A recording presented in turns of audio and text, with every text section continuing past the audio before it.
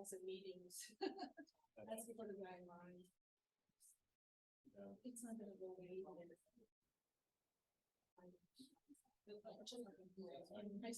A lot of it's state local stuff. It's not just federal government. A lot of this is like grassroots, city, state, county things. So,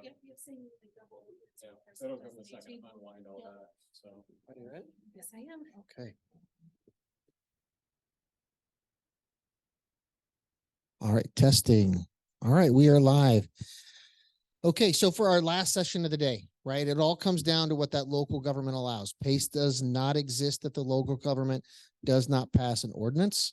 PACE is completely reliant on the local building code, both for retrofit and for new build. And so with more municipalities increasing their standards and their requirements, and in Missouri, municipalities requiring benchmarking where you can collect that data, report it out, as well as having to meet a certain standard, PACE, as all of our speakers before, can play a really big role in that. And so our next two speakers, to kind of put a bow on everything, are going to talk about how PACE can really play a role for both the property owner and the municipality in achieving policy goals and cost saving structures and meeting the local requirements. So I'm really happy that we were able to bring Katarina here from the city of St. Louis to talk about what they are doing, why are they doing it, what the next 12 to 24 months look like. And then after her will be Stephen with Asset Environments, who has done more than 100 PACE assessments, along with a variety of their energy analysts, knows what building code requirements are, how they work, and how they're going to impact your property. So with that, I'll hand it over to you two. Thank you very much for being here. Thank you. Hello, everyone. My name is Katarina Michalova, and I represent City of St. Louis Office of Building Performance. I am a program manager, and a little bit about myself. I am environmental engineer by trade. I've been with the City of St. Louis for over 10 years now, so yay to the vacation time. And in current role, I've been for over a year and a half. I'm going to tell you more about City of St. Louis building energy performance standards and how you can use PACE to meet and hopefully to exceed these standards. Next slide, please.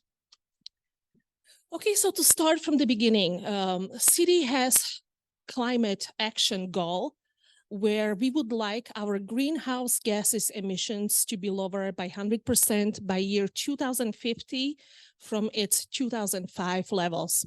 One of the greenhouse gases emitters, the biggest one in our city of St. Louis comparing to other cities, is our buildings. 80% of our buildings are the largest greenhouse gases emitters. To fight that, in 2018, and next slide, please, our board of aldermen signed benchmarking ordinance. So what is benchmarking? Benchmarking means that all large buildings over 50,000 square feet have to submit their energy usage to the City of St. Louis, which is Office of Building Performance. When I'm talking about the large buildings, I'm talking about residential, commercial, institutional, and also our own municipal buildings. And these are buildings over 50,000 square feet. We do have some exemptions for these buildings. For example, if your building has manufacturing or any other industrial purposes, you can be exempt, as well as data center or wastewater treatment facility. There could be some exemption on occupancy status. So all that benchmarking data, it is submitted to us on annual basis, and it's always due next year on May 1st. So for example, right now we're in year 2023, and we are still collecting 2022 benchmarking data. Next slide. Next slide. Okay. So tied to benchmarking ordinance in 2018, in 2020, Building Energy Performance Standard Ordinance was signed by our Board of Aldermen. What does it mean? It means that all buildings, large buildings, need to be energy efficient. The way the ordinance is written, we would like the largest polluters, so this is 65% of the worst performing buildings, to lower their energy usage. Our metric is weather normalized site EUI intensity in 1,000 British terms. Standards for calculating by using local benchmarking data, which was submitted to us in 2018. The board was created for this purpose, and it is called Building Energy Improvement Board. And board look at those data, and they set up the standards in year 2021. Next slide. So these standards are set when they receive 2018 data. They look at all these benchmarking data for example, here for multifamilies. If you look at this graph, you see that they put mark where they would outline 65% of the worst performing buildings. So the standard for multifamily is 42.5 thousand British term per square footage. Next slide. So these standards were set for each building type. We do have 22 building types in St. Louis. If you look at this chart, it will tell you that on the bottom, we have non-refrigerated warehouse where the standard is 17, comparing to hospital, grocery store, or labs, which are on the top. This tells you that hospitals, grocery store, and libraries are more energy intensive usage comparing to the warehouse. So the warehouse has the most stringent BEPS target of 17. Here comes some questions. For example, what if your building is mixed use? What if your building has 60% of offices and rest of them are research or labs? In this case, you would reach out to us and we would calculate weighted target to you, taking in consideration the usage of the buildings you have. For example, office and labs. So your target will be different. Next slide, please. Okay, so what is happening right now? So our building energy performance standard timeline, we are in the first cycle. Majority of the buildings have a 4-year cycle. Affordable houses and churches are on a 6-year cycle. And if you can see on our chart, year 2024, which is next year, is our evaluation year. So right now we are using language. You are either on a track to comply or you're not on a track to comply. But next year will be deciding year, will be decided if your building is in compliance with building energy performance standards or not. Year 2025, this will be the year where all these benchmarking data for year 2024 will be due May 1st. So this is what we call a gap year. We'll look at all the data and we'll issue fines to the building who are not in compliance with building energy performance standard. And then the standards will be reset for next cycle according to our ordinance, which outlines that 65% of the building, the worst performing building, needs to be in compliance with BEPS. Next. Okay, as I mentioned, our next year is evaluation year or verification year. So this is the year of the cycle with the benchmarking data needs to be verified by the third party, certified third party. So if your staff is benchmarking a building, you need to hire a certified verifier to benchmark the data. Also, if you're using consultant to benchmark your data, you need to hire different consultant, which will be another certified person to verify the data. So that verification is only required for that last year of the cycle, that verification year. Next. All right, so how to get into compliance? Ideally, all the buildings would implement all energy improvements this year to go in effect for next year. We have 4 pathways how to get there. Early adopter is one of those when building is performing very well. Standard performance is the one where we would like to see every building to pursue. Narrow the gap and customs are only for the buildings who are far away to reach this target. Next slide. Okay, so the performance, standard performance, that means that your building meets or it is below building energy performance standard for your type of the buildings. If you're already on a track, just keep doing a good job. Next. Okay, early adopters. So these are for really good performing buildings. If you reduce your EUI by 20% or 50% from your baseline and from your target, you can be compliant for 2 cycles or for 3 cycles. Next. Narrow the gap. So this is one of the special way of how to get in compliance. Basically, narrow the gap means your building will get more time to comply with building energy performance standard instead of year 2024. One of the requirement is that your building had to benchmark in year 2018, which is our baseline. So narrow the gap will be, we basically will meet us in the middle. It is comparing your 2018 benchmarking data and BEPS target, and we'll meet in the middle. Building owners have to keep in mind that this pathway is only valid for first 2 building cycles, which basically ends in year 2030. So again, only gives you a little bit more time to get into compliance. The good way about this pathway is that you do your own homework. You don't have to submit any paperwork to us. It is up to you what kind of improvements you'll pursue. Next slide. Custom alternative compliance pathway plan. So this is the most difficult to achieve and also to work on. For this custom plan, it consists of 2 steps. So this is the plan for the buildings who have certain unique circumstances. For example, you are a history museum and you have archives in a basement where you have your special artifacts and humidity can only vary 3 degrees. What can you do? You can be only as energy efficient as your operation require. So your building is eligible to go custom way. Or if your building is historical or it's all glass building, that you can apply for this custom plan. The major dates. So we are accepting applications right now for eligibility because these custom plans we don't give to every building. If we deem that your building should be energy efficient and standard pathway, we will deny you.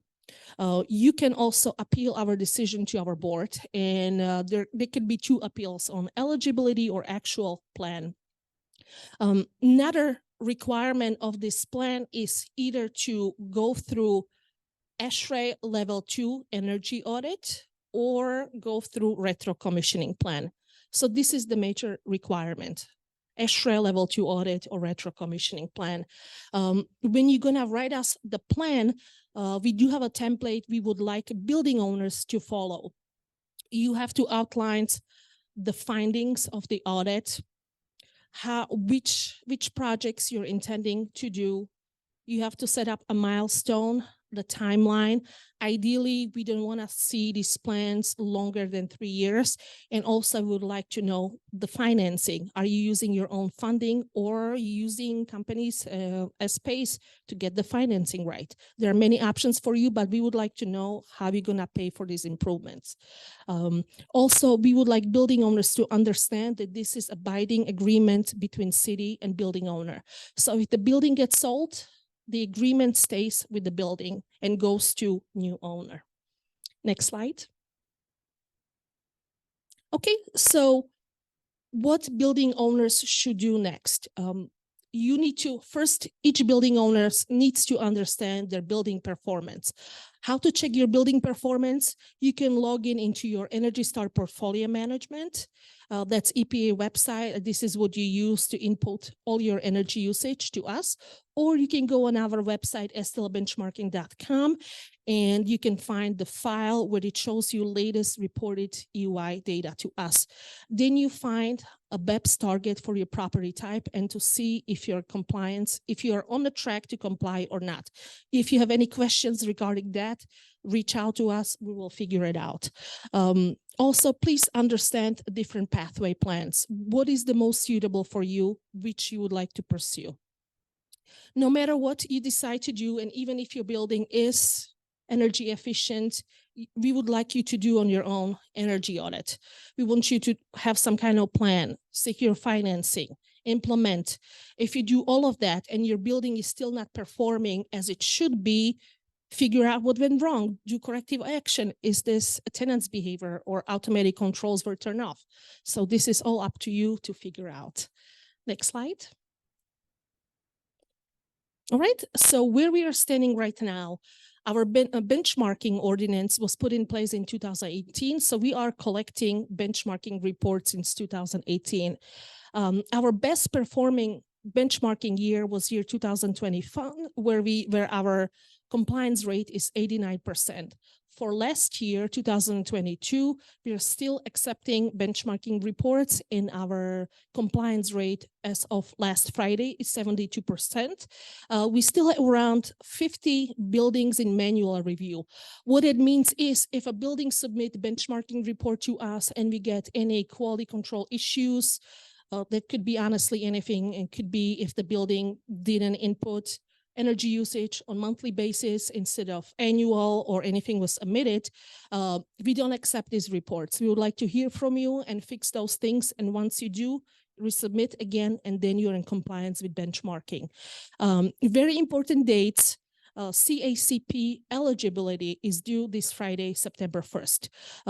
So if your building is far away to meet BEPS target, please reach out to us. Tell us that any unique circumstances, maybe major equipment life cycles, or your building is historical, or it's all glass building.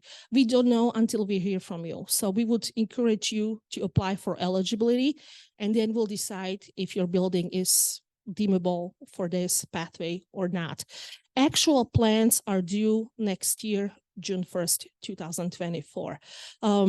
Also, I want to mention that we do have a nonprofit partner, which is Building Energy Exchange St. Louis. Our Office of Building Performance is enforcement and compliance office, but our partner Building Energy Exchange is a resource for building owners to connect with all the consultants and contractors. So there is a help for building owners from Building Energy Exchange. Next. Okay, so what if you decide to do nothing and hide away from us and ignore us and do nothing?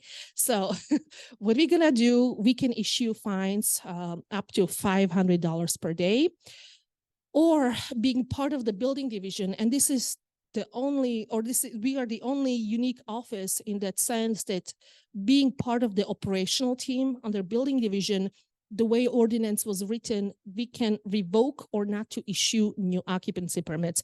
And this is huge stick. We don't want to use, but if it's needed, we'll go that way. We would like to see building owners rather invest and spend the money on actual improvements than paying fines to us. So this is a huge message that if there'll be a need, we'll not issue new occupancy permits. Next. Okay, so this is how you can get in touch with us. It's stlbenchmarking.com. The fastest way, if you need to talk to us, is book online consultation. We are pretty swamped with all the phone calls and emails, and it takes us right now 3 days to respond. So if you need any answers as the deadline for eligibility is approaching this Friday, just book a consultation with us. That's the fastest way to get in touch with us, either with me or some of us from my team. You can also see the phone number right there with the email. Again, I'm Katarina Michalova, Office of Building Performance. Pleasure to have this presentation for everyone, and let us know if you have any questions.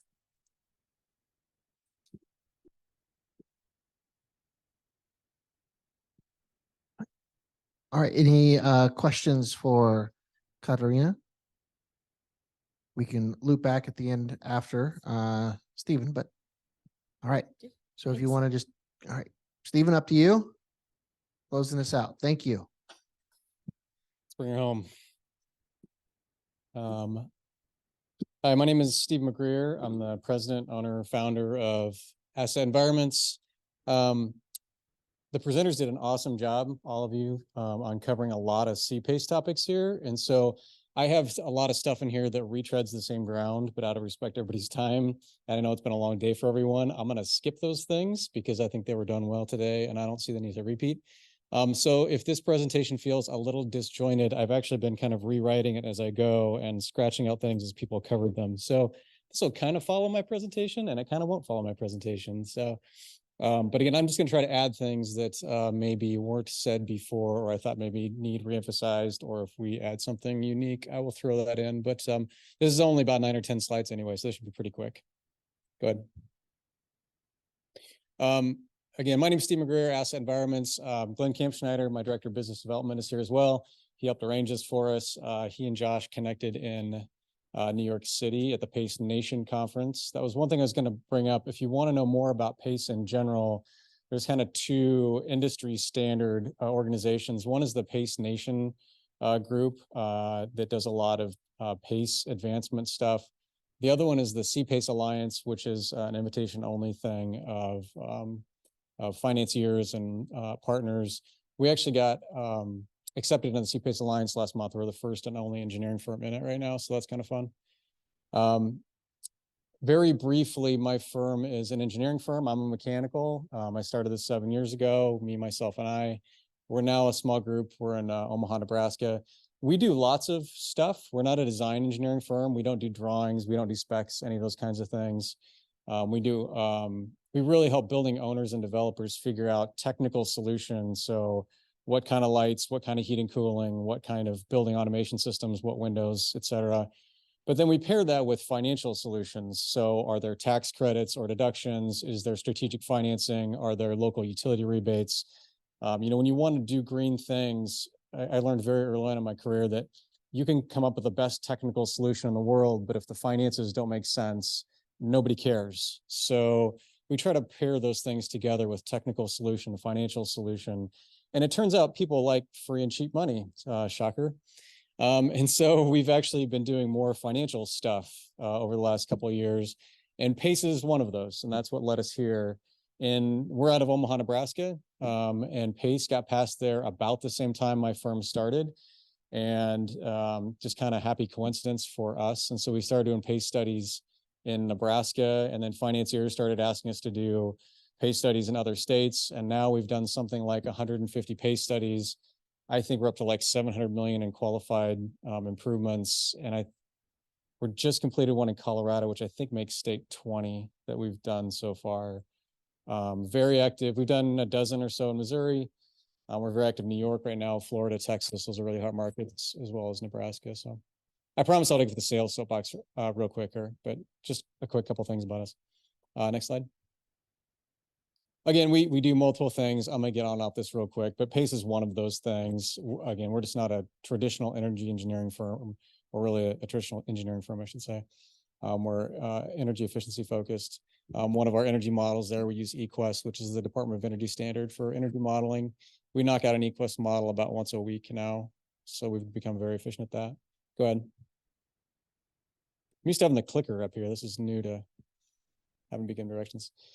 We've covered all this. You guys have understand that PACE can finance lots of energy efficiency things, not water in Missouri. But importantly, hot water reduction in Missouri does count. So don't just discredit in Missouri water reduction, because if it's a sink, if it's a shower, those kinds of things that are hot water reduction takes energy to make the heat to make the hot water. So low flow plumbing is not necessarily not eligible as long as it's using hot water.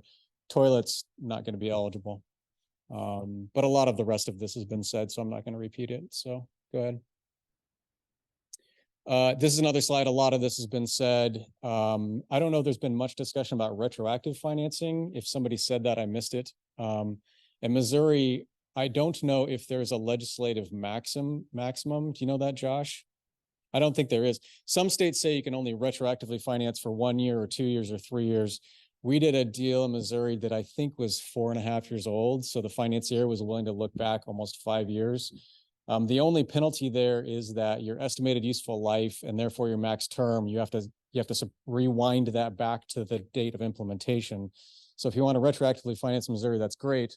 But if you're at a max 20 years on the term and it's 4-year-old stuff, now your term is a max 16 years. So you have to be careful about that. Most states you can retroactively finance. Nebraska is one of 3 or 4 in the country you cannot. So we're trying to get that changed in Nebraska. But I think the rest of this has been talked about. The 30% max LTC for new construction gut rehab and 35 for retrofits. I think those are right numbers, right, Josh? That's what I had in my notes. I don't know, there was a lot of discussion about that, but you can't fund. There are states like Florida and California where we've had done studies that have funded 50% plus of even new construction gut rehab projects because of the way their rules are written. You can't do that here legislatively. It's usually not an issue. Usually that's you don't get to those levels, but there are states where you can go up that high. Go for it, Josh. Sorry, so the statute doesn't state that there's a max for loan to value. It is, or loan to cost, it is really up to the capital provider and the property owner. So you can go as high as you want. Our standardization for a standard project versus non-standard, i.e. how quickly it moves through, that's where the loan to value comes into it, but we don't limit it in general. Okay. That's good to know. We haven't had, of the 10 or so PACE deals we've done in Missouri, we never got that high. They weren't looking to go that high. But that's good to know. I'm glad you said that. I learned something during my own presentation. We're always learning, right? One of the emphasis of this presentation was how do we meet and exceed energy standards? I think the BEPS thing and some of the things that we're going to be required to do is really fascinating. We do a lot of work in New York and New York City. They have some really stringent things. Local Law 97 in New York City is going to start putting on significant financial penalties. And then in 5 years, it cranks down, and there's going to be a ton of pain in Manhattan here in 5 years. But for all of these kinds of programs, PACE is a great mechanism for, hey, not everybody's got $1 million laying around, to upgrade their lighting or their HVAC or put a new roof on or whatever they need to do. So clearly and obviously, this is a form of financing that has some advantages to it, long-term, fixed interest, all the things we've talked about today. So great tool to achieve some of those things. One of the things I wanted to point out was, and we've talked about this, but the title was, hey, meet and exceed energy code. For meeting standards, that would really only apply if you're going to use PACE for retrofits, because our baseline is what is the existing building. And in some case, just bringing it up to code may be enough energy savings to justify the PACE financing. But if you're building new construction, really, it's not about meeting code. You have to exceed code if you want to throw something in the PACE bucket. In Missouri and most states, but not all states. In Florida, you just have to meet code. In California, you just have to meet code, which to me is not a test at all. I think that's a bizarre standard, but that's the way they do it. So depending on the situation to use PACE funding, I just wanted to point out that if you're in retrofits, you may only need to meet code. But because you're improving what is there currently in new construction, you're going to need to exceed code by some amount. And then both of those have that savings to investment ratio of greater than 1.0. Josh, you mentioned SIRs of 1.0 and tests. Actually, there's only, of the 20 states we work in, probably only 4 or 5 have SIR tests. And the other 15 don't. The rest have some combination of, you have to be a certain percentage better than code, or if you only take a certain percentage of costs, like in Colorado, you can just automatically qualify if you meet code. Or California, there is no energy test whatsoever. It's a cost allocation process, which is bizarre.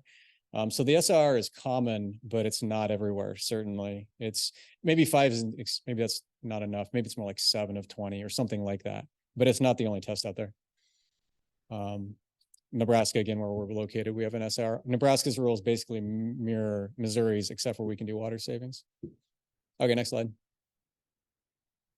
The only 3 slides I have left are examples. They're Missouri examples. And I think there's been plenty of examples given today, and a lot of them are better than maybe than some of mine.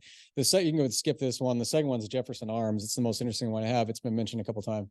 But that was one of our studies. And the net proceeds is 26.5, but I'm sorry, the net proceeds 26.5. The gross was actually, I think, something over 30, which is that the biggest PACE loan in Missouri? Is that the biggest one done so far? Or is there a bigger one? For St. Louis City. There's a bigger Missouri one, state of Missouri. Okay. I don't know. I just want to know if I did the biggest one ever. That's just what I want to know. In Missouri? I always mean in Missouri. Yeah, I knew it wasn't the biggest one ever. And we have the biggest one in Nebraska too. So I think I can check both boxes, both states. I just got invited to those parties, though. I had nothing to do about actually making them happen. I was just asked to do the study. But you can use it. This was like what I call a gut rehab, major renovation. You can do it on retrofit projects, new construction. Again, ground that has been covered here already, so I won't emphasize that. Just looking through my notes real quick on things, just to reemphasize. One of them is I think I've kind of explained who I am, but a reemphasis of all the parties involved in this. PACE is an approval process, and in my opinion, is not that difficult, as long as, I think the biggest thing is the owner developer has their docs organized and have things ready to go. If you have all the documents ready for a traditional mortgage closing, you shouldn't have a problem getting through a PACE closing process. It's very similar. But that's usually the holdup. You know, people ask me, how long does like the technical approval process take in PACE financing? And I said, well, how organized is the owner developer? And if they have all their, excuse the phrase, but if they have their poop in a group, we can do this really fast. We've done PACE studies in a week before, if you really need to move that fast. I did one time in an extreme example in 2 days, but that's an exception to the rule. But it's clear and obvious to us, like, we don't want to be the reason somebody delays their closing, right? So we tend to be asked to move very quickly, and we're built to do that. But so there's an energy study group, there's obviously the owner developer, there is the financier, and there's approving administrator. And those are kind of the four main groups. There's some legals, there's some other things, but those are some of the main parties. And I think probably the roles in each of those are probably clear and obvious. There was some discussion earlier about, and it applies to this discussion too, about really how energy efficient does the design need to be. As we see building codes improve and those baselines get higher and higher, buildings will have to do a little more. I think the term exotic is not the right term, but maybe non-standard things. Building codes as of today in most places, including Missouri, as long as you're building good quality product, you don't have to cover buildings in solar panels. You don't have to do geothermal heat pumps. I encourage both. I don't discourage that. But if you're an owner developer or working with those groups, don't give them the impression that you've got to be LEED Platinum to get PACE financing. That's just not the case. But also don't give them the impression that if you're building builder's grade garbage, that they're going to get PACE financing, because that's probably not the case either. You know, the percent you want to get it is going to be higher, the better product you're building and the more energy efficiency things you have to do. But for most people in their capital stack and new construction, they're looking for a 15, 20%, 25% PACE loan. That's usually achievable with good quality energy efficient construction without getting exotic. We find that roughly 70% of the projects we get involved in don't require significant design changes, that they will meet the PACE standards for wherever state they're working in.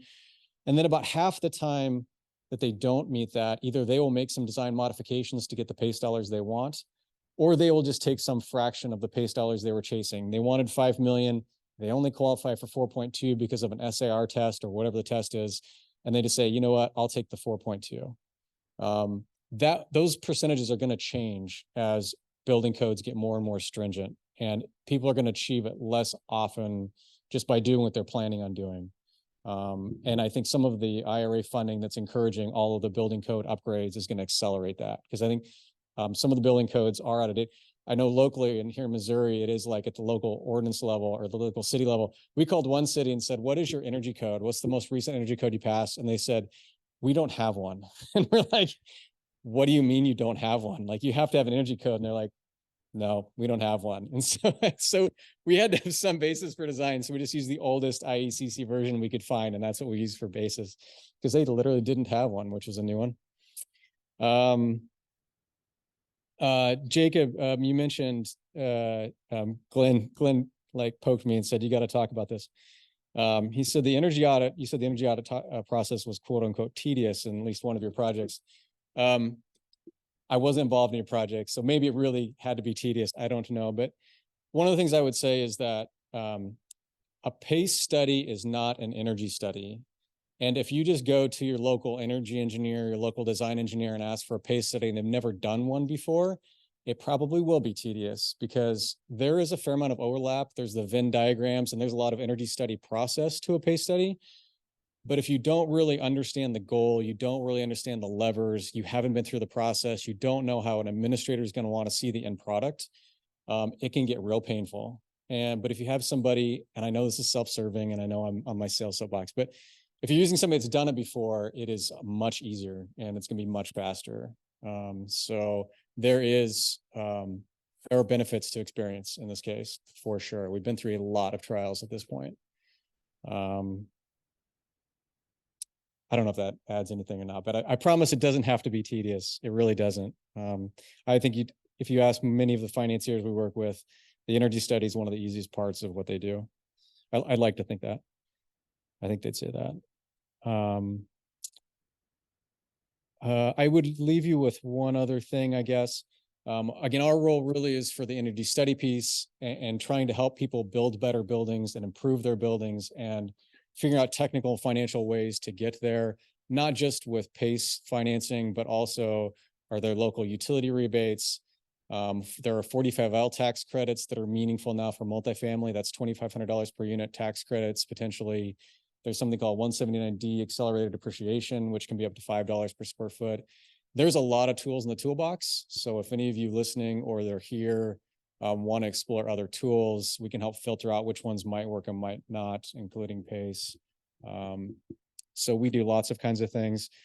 We also have some of a unique perspective on the lender market. So we work with about a dozen PACE financiers, including most of the big ones, the exception of PACE Equity. I'm going to keep leaning on Bo to let us do some work for him, but I had to say that with Kathy in the audience. But if you are new to PACE financing and you want some perspective on who is interested in which geographic markets and verticals and stuff, because we work with lots of them, we have some kind of interesting perspective on that across the country of who does what kind of projects and interest rates and terms and stuff. So we may be able to give you some guidance there. But again, we mostly do the studies. That's our main role. That is all I had in my notes. Again, I know I kind of bounced around, so I apologize, a little disjointed, but a lot of what I was going to say has already been said. So I'm gonna leave that off. Great. Questions? Thank you, Steve. Thank you, Katarina. Any questions? I see one up there in the front. Is that you in the red up there? Yeah. Did Did you want to hand go up? ask? Are you sure? No. You have a I hard saw a hitting hand question? wave. No. All right. Cool. Well, thank you both very much. I hope everyone gets an idea of, one, how PACE can work, two, what we are seeing from the municipalities. You had mentioned something at the end. What I was going to provide in my close is that PACE, a lot of folks who don't understand PACE think PACE is really difficult or technical, and therefore it's going to make things harder. In reality, at least through us, PACE will likely be the simplest thing that you have as part of your capital stack arrangement. The statute and the requirements are very clear and easy to meet. The timeline is minimal. And the partners, at least at a minimum for us, right, is we can help shop you for capital providers. We can help shop you for energy analysts. The municipality is already work with the municipality if they don't have one is already done with us. And there's no other levers or loopholes that you have to jump through. The clear thing is, for me at least, is that this is the other thing that you mentioned. When people think of energy financing, they usually jump to LEED. They usually jump to let's make it clean and green and as best as it can be. And while that is admirable, that is not PACE. PACE is not the replacement for LEED. It's not the green globe. It's none of those. PACE is filling a gap that existed in commercial real estate financing. And that is how to fund retrofits. And then it built from there, how to fund energy efficiency upgrades at a cost-effective manner. And if you want to go to LEED, that's great. LEED's got its own process, but PACE isn't that. PACE is how do you improve the cost and operations of your property in a very cost-effective way. It's not hard. And I know that our team with Patrice and I and Jake will make that easy for you as well. So don't hesitate to ask questions here locally, nationwide, and want to thank you all very much for participating in today. If you are interested in learning more about energy efficiency and the policies that go along there, including some of the financing, we do have our conference tomorrow, which you can go to our website to register for. I do want to thank Matt and Patrice. This event wouldn't have gone on if it wasn't for them and all of their hard work over the last several months. And while they're also putting that on, they're all working for the one tomorrow. So do appreciate your time. It's been a long day, a lot of information. Again, This stuff will be online. We will be sharing it, so you won't have to worry about trying to scramble to find PowerPoints anywhere. So thank you to our speakers and our attendees. If there are no other questions, then we will close for the day. Thank you.